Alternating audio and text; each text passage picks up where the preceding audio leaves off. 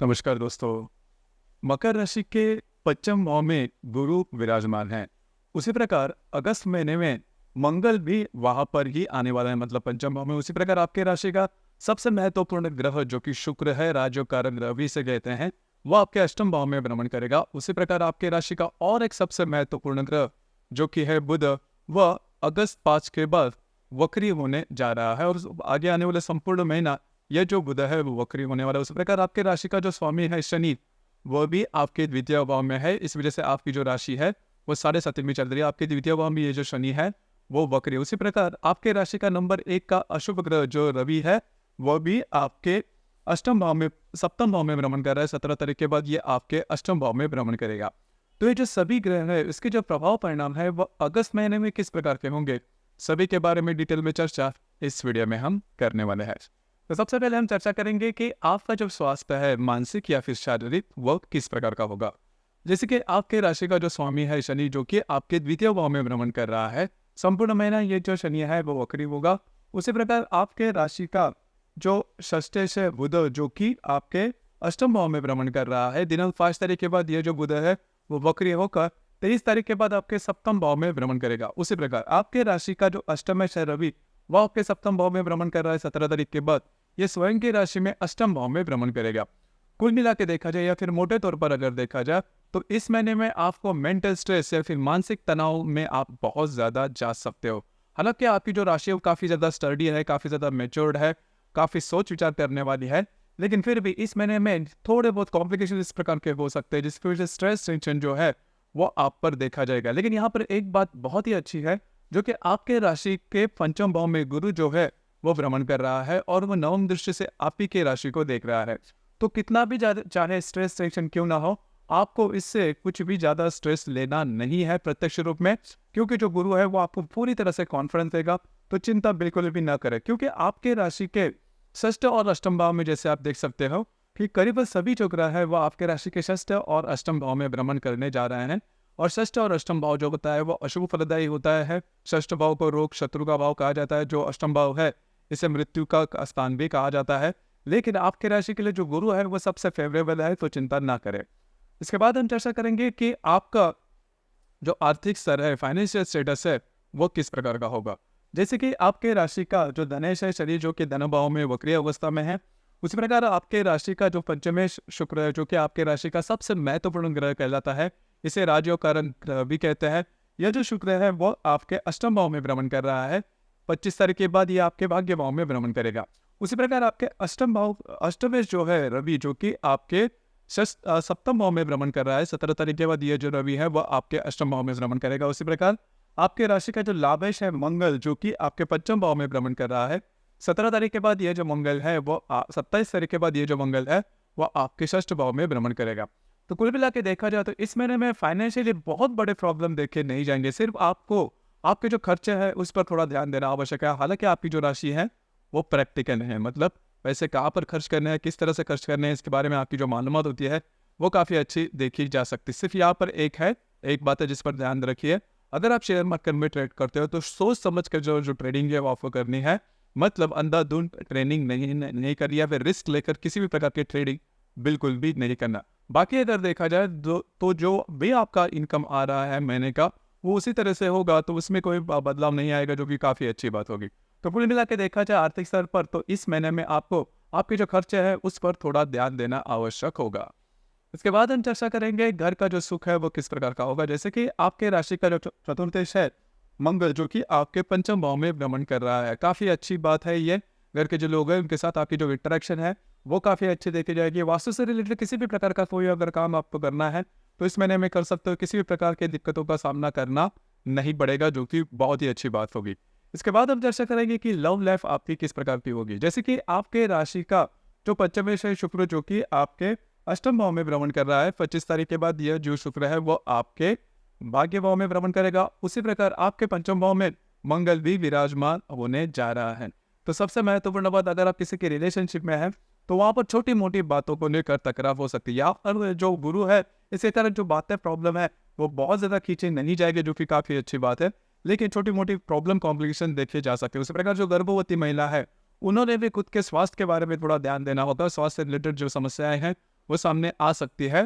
थोड़ा सा इन चीज़ों पर थोड़ा सा ध्यान देना आवश्यक होगा। स्ट्रेस टेंशन इस महीने में जो है वो थोड़ा बढ़ सकता है, उसका सीधा सीधा परिणाम आपके शारीरिकता पर भी, सेहत पर भी हो सकता है, तो ध्यान रखिए। उसी प्रकार जो विद्यार्थी वर्ग है उनके लिए जो संपूर्ण महीना है वो बहुत ही अच्छा और शुभ फलदायी साबित होगा। किसी भी प्रकार का स्ट्रेस टेंशन देखा नहीं जाएगा। इसी प्रकार विवाह सुख के बारे में अगर कहा जाए तो आपके राशि के सप्तम भाव में जो रवि विराजमान है वह 17 तारीख के बाद आपके अष्टम भाव में भ्रमण करेगा। उसी प्रकार जो बुध ग्रह है वह 23 तारीख के बाद वक्री होकर आपके सप्तम भाव में भ्रमण करेगा और आपके सप्तम भाव में इस महीने की जो अमावस्या है वह भी होने जा रही है। तो आपकी जो वैवाहिक जोड़ीदार है उनसे छोटी मोटी बातों को लेकर तकरार हो सकती है। उसी प्रकार आपके जो वैवाहिक जोड़ीदार है उनके स्वास्थ्य के बारे में इस महीने में ध्यान देना बहुत ही ज्यादा आवश्यक होगा। मिसअंडरस्टैंडिंग आप दोनों के रिलेशनशिप में होने की संभावना ज्यादा बन रही है, बस आपको इसके ऊपर थोड़ा सा ध्यान देना होगा। उसी प्रकार जो भी आपका कार्य क्षेत्र है उससे रिलेटेड अगर कहा जाए तो आपके राशि का जो कर्मेश है शुक्र, जो कि आपके अष्टम भाव में भ्रमण कर रहा है, दिनांक 25 तारीख के बाद यह जो शुक्र है वो आपके भाग्य भाव में भ्रमण करेगा। तो कार्य क्षेत्र से रिलेटेड कुछ अच्छी खबर देखने नहीं मिलेगी। थोड़ा सा अगर जहाँ पर आप काम करते हो, नौकरी करते हो या फिर व्यवसाय करते हो, वहाँ पर के जो लोग होंगे उनके साथ छोटी मोटी बातों को लेकर तकरार हो सकती है।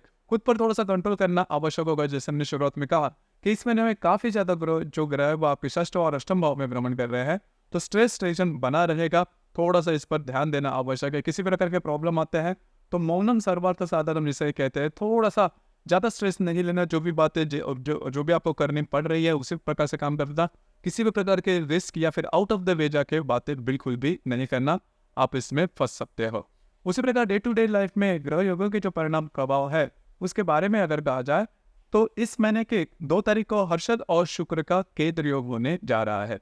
हर्षद जो कि आपके द्वितीय भाव में भ्रमण कर रहा है, जो शुक्र आपके अष्टम भाव में भ्रमण कर रहा है, दोनों का केंद्र योग होने जा रहा है। अगर आप किसी के रिलेशनशिप में है वहां पर छोटी मोटी बातों को लेकर तकरार हो सकती है।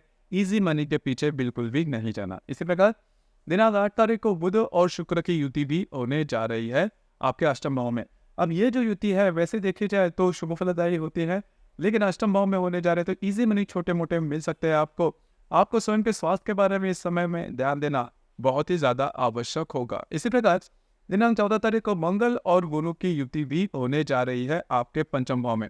अब ये जो युति है आपके लिए खास करके जो गर्भवती महिला है उनके लिए छोटी मोटे प्रॉब्लम लेके आ सकती है। किसी भी प्रकार के अगर प्रॉब्लम आपको लगते हैं सेहत के बारे में तो डॉक्टर इलाज करना बहुत ही ज्यादा आवश्यक होगा।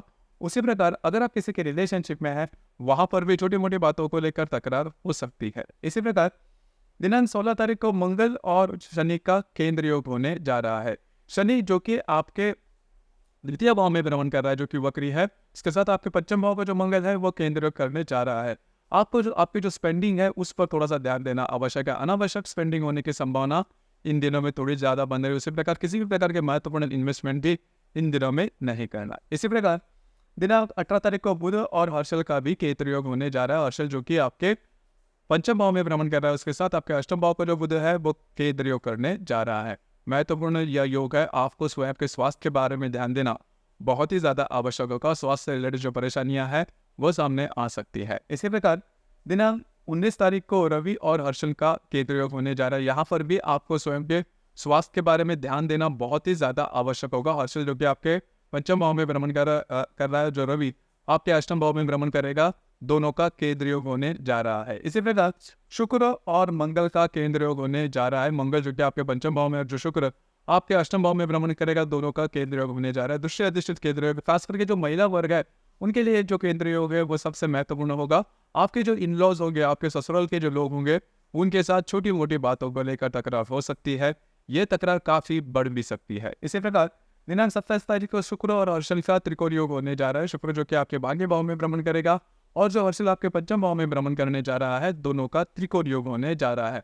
काफी अच्छा और महत्वपूर्ण यह योग होगा। खास करके जो भी आप काम करोगे उसमें आपको सफलता मिलती हुई नजर आएगी। शुक्र जैसे मैंने कहा कि आपके राशि के लिए राजयोग कारक ग्रह जो कि भाग्य भाव में भ्रमण करेगा 25 तारीख के बाद, तो वो जो समय है मतलब इस महीने के आखिर का जो समय है वो आपके लिए बहुत ज्यादा शुभ फलदायी साबित होगा। सिर्फ यह जो संपूर्ण महीना है इसमें आपको थोड़ा सा पेशेंस से काम लेना होगा। इसी प्रकार दिनांक 28 तारीख को शुक्र और नेपच्यून का प्रतियोग भी होने जा रहा है। शुक्र जो कि आपके भाग्य भाव में भ्रमण कर रहा है और जो नेपच्यून आपके तृतीय भाव में भ्रमण करेगा, दोनों का प्रतियोग होने जा रहा है। तो छोटी मोटी बातों को लेकर किसी भी प्रकार के महत्वपूर्ण निर्णय इस महीने में नहीं लेना। उसी प्रकार इस महीने की जो अमावस है वो 4 तारीख को आपके सप्तम भाव में होने जा रही है, और जो पूर्णिमा है जिसे हम रक्षाबंधन का पर्व भी है उस दिन 19 तारीख को होने जा रही है। अमावस और पूर्णिमा के दिन किसी भी प्रकार के महत्वपूर्ण निर्णय बिल्कुल भी नहीं लेना। हम बहुत ज़्यादा भावनातीत हो जाते हैं और भावनाओं में लिए गए निर्णय चूकने की संभावना ज़्यादा बनती है। खास करके अमावस का जो दिन है इसमें थोड़ा सा ध्यान दीजिए। आपके जो वैवाहिक जोड़ीदार है उनके स्वास्थ्य के बारे में ध्यान देना आवश्यक होगा, और या फिर उनमें और आप में मिसअंडरस्टैंडिंग वगैरह होने की संभावना इन दिनों में काफ़ी ज़्यादा बन रही है। मोटे तौर पर अगर देखा जाए तो इस महीने में शुरुआत से जो मैं कह रहा हूँ, इस षष्ठ और अष्टम भाव में काफ़ी ज़्यादा जो ग्रह है वो भ्रमण कर रहे हैं, तो आपको स्वयं के स्वास्थ्य के बारे में ध्यान देना बहुत ही ज़्यादा आवश्यक होगा। खास करके जो स्ट्रेस लेवल है वो इस महीने में ज़्यादा बढ़ सकता है। तो दोस्तों, ये था मकर राशि का अगस्त 2024 का संपूर्ण राशिफल। धन्यवाद।